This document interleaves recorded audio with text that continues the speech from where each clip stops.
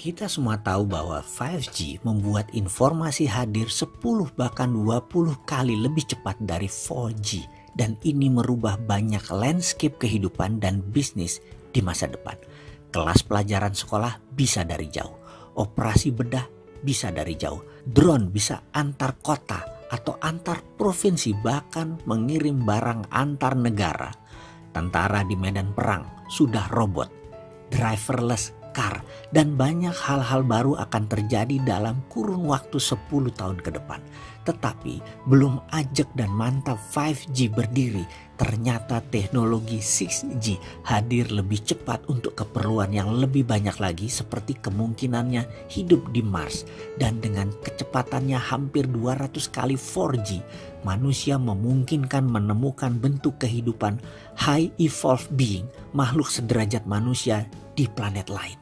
Dan ini terjadi sekali lagi, kurun waktunya adalah 10 tahun ke depan.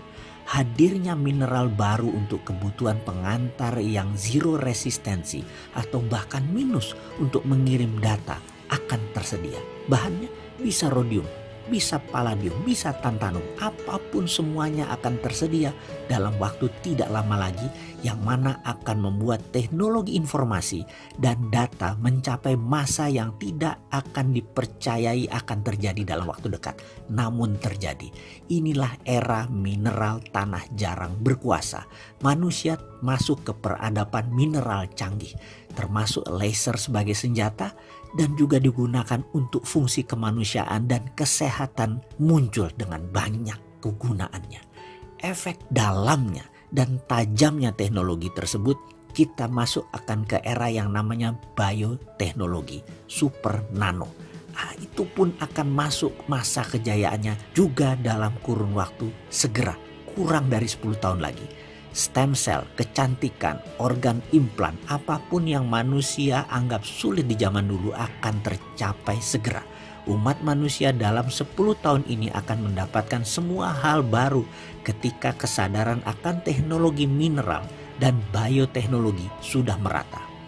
Tambang misalnya tidak lagi dikelola dengan alat berat dan mahal, tetapi akan masuk era yang dinamakan biomining.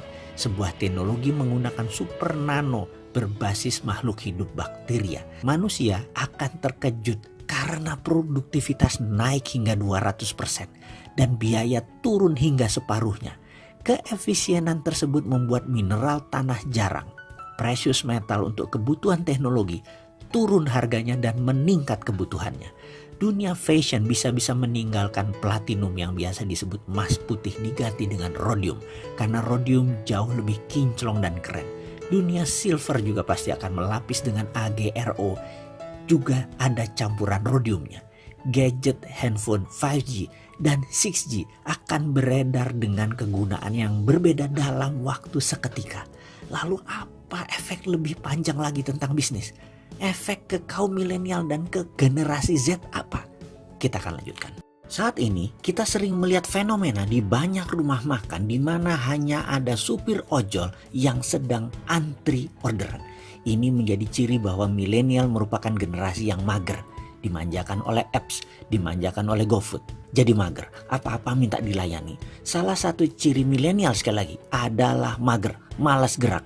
Jadi resto itu nanti kayak PHD, kayak kopi janji jiwa, yaitu asetnya kecil. Perusahaan zaman now itu aset light. Kalau bikin banyak meja, banyak kursi, itu namanya aset heavy. Resto adalah salah satu yang akan di-kill oleh milenial. Bahkan dapur itu akan dibunuh oleh milenial. Di tahun 2030 diprediksi oleh investment banking yang terkenal yaitu UBS. Ini meramalkan dapur akan hilang dari muka bumi. Jadinya hanya pantry. Sungguh, dapur itu nanti akan di-sharing. Jadi dapur umum, balik ke zaman purbakala. Tapi digital orderannya. Kalau dapur pelanggannya banyak, ya harganya nanti turun. Semakin turun harga, pelanggannya akan semakin banyak. Plus chef-chefnya itu kelas dunia. Nanti pasti ada apps yang terima order masakan apa saja yang dimasak oleh chef kelas dunia. Sharing dapur prinsipnya. Ini akan booming karena kalau punya dapur sendiri di rumah sudah ribet, repot, dan uangnya keluar banyak. Jadi mending di sharing. Milenial itu suka sharing. Beda dengan generasi X, mereka suka mengumpulkan aset. Punya rumah besar, punya mobil banyak, Milenial enggak. Dapat uang dikit ya dihabiskan saat ini juga. Kalau Gen X itu mengumpulkan aset untuk diwariskan, milenial itu hanya bisa beli rumah kecil dan nggak ada isinya. Kalau bisa ya nggak punya aset, kembali ke urusan masak. Jadi ada survei bahwa ibu-ibu milenial makin kesini makin tidak bisa masak. Maka kemudian dapur makin tidak diperlukan. Transisi dari baby boomer ke generasi X itu linear. Tapi generasi X ke milenial itu kayak gempa. Jadi perilakunya berubah ekstrim. Kalau skalanya kecil mungkin korbannya kecil. Tapi skalanya besar diikuti tsunami. Korbannya banyak. Itu adalah gerakan milenial. Korbannya mungkin sekitar 50-an bisnis atau usaha yang akan berubah. Dan akan bertambah terus. Segera akan kami informasikan apa saja yang kena gempa tektonik perubahan yang dibawa oleh milenial ini. Milenial sekali lagi tidak suka kepemilikan. Kalau milenial itu foto, latar belakangnya bukan aset seperti mobil atau rumah seperti generasi X, tapi tempat liburan. Gen X itu consuming goods, milenial itu consuming experience. Jadi Gen X itu pembelanja barang. Milenial itu pembelanja pengalaman. Makanya sekarang ini barang nilainya turun semua atau produksinya turun semua. Uangnya ditabung untuk experience itu bagi kaum milenial. Dia tidak beli barang tapi beli liburan. Industri liburan sedang happening di seluruh dunia. Sisi lain, golf di seluruh dunia itu mati karena milenial nggak main golf. Pertama karena tidak punya duit. Kedua karena identik dengan bapak-bapak perut buncit zaman old. Saat ini apalagi yang mati? Celebrity endorser macam Ria Ricis, Atta Halilintar, dan pembuat konten lainnya itu naik membunuh artis dan selebriti. Sekali lagi, dalam hal promosi malah artis yang terkenal di dunia mainstream tidak laku. Yang laku dunia-dunia yang seperti di YouTuber itu laku. Efek buruk generasi milenial adalah defisit percakapan dan eye contact. Generasi ini disebut generasi menunduk dan malas ngomong. Hanya bisa ngomongnya lewat chatting. Padahal dasar dari komunikasi yang umum seperti generasi sebelumnya adalah percakapan dan eye contact.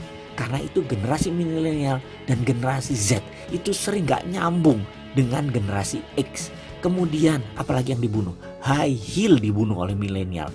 Makanya sneakers bisnisnya naik eksponensial. Melihat hal-hal dengan cara yang simpel dan nyaman itu cirinya milenial. Pakaian milenial itu santai. Dia kalau ngantor pun pakainya sneaker, jeans, pakai kaos kalau perlu. Makanya sekarang perusahaan-perusahaan kalau tidak menyesuaikan diri, tidak millennial friendly akan ditinggalkan oleh kaum milenial. Kemudian apalagi yang akan dibunuh?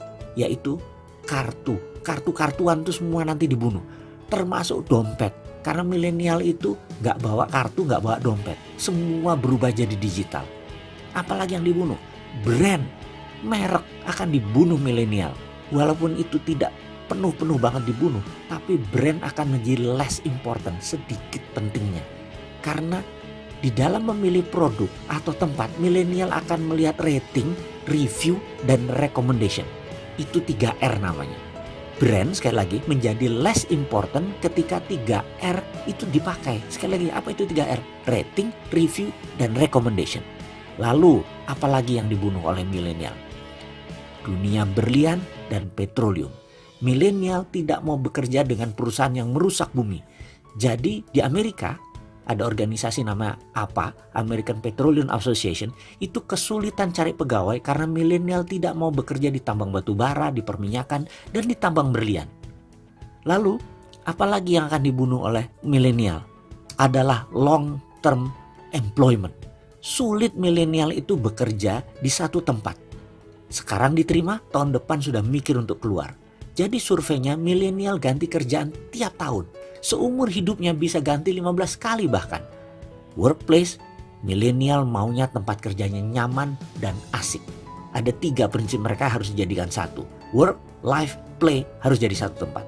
Kemudian, apalagi yang kemudian akan terjadi? Cash akan hilang. Kemudian, rumah milenial akan menjadi simple dan kecil. Di tahun ke depan, smartphone juga akan membunuh banyak hal. Bahkan akan membunuh industri kalkulator, industri senter, kalender, jam waker, dan semacam akan hilang semua karena ada di smartphone Anda. Jadi sekali lagi ada 3 disrupsi di awal tahun ke depan dan akan mempengaruhi hingga tahun 2030. Yaitu 1. Digital disruption. Kata kuncinya more for less. Itu adalah value Anda. Nomor 2, millennial disruption. Kata kuncinya adalah functional benefit dan emotional benefit berubah semua. Sekali lagi, milenial suka experience seeker. Siklus produk makin pendek. Milenial itu bosenan. Yang ketiga adalah Muslim disruption. Berikan produk Anda ke depan apa yang disebut spiritual benefit.